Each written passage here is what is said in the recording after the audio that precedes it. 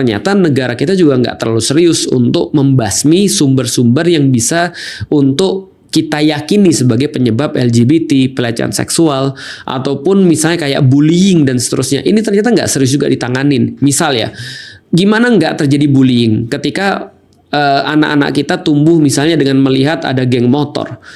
Anak-anak kita tumbuh dengan melihat dengan film-film yang bullying, pro kepada bullying, atau seolah-olah menggambarkan laki-laki yang jantan tuh harus bisa mukulin orang atau harus bisa untuk kayak menindas orang, atau misalnya justru terjadi pada ospek ketika mereka kuliah, ketika misalnya di kantor-kantor misalnya, atau misalnya di pemerintahan misalnya, yang kayak gitu-gitu ya gimana nih ceritanya. Terus kalau misalnya kita berharap bahwa bullying itu bisa untuk kita atasin, pelecehan seksual, lah gimana kemudian kita bisa ngatasin itu kalau misalnya yang namanya triggernya terus-menerus untuk dimunculkan, atau LGBT gitu kan ya. Coba lihat tayangan-tayangan di Indonesia misalnya, berapa banyak kemudian cewek-cewek yang bergaya seperti cowok atau cowok-cowok yang bergaya seperti cewek, yang lebih banyak lagi yang diberikan tempat yang kemudian itu bisa mempengaruhi orang dan orang ngelihat seolah-olah sesuatu yang biasa. Berapa banyak sekolah-sekolah punya guru-guru yang ya Allah tulang lunak. Itu kalau aku yang punya sekolah ya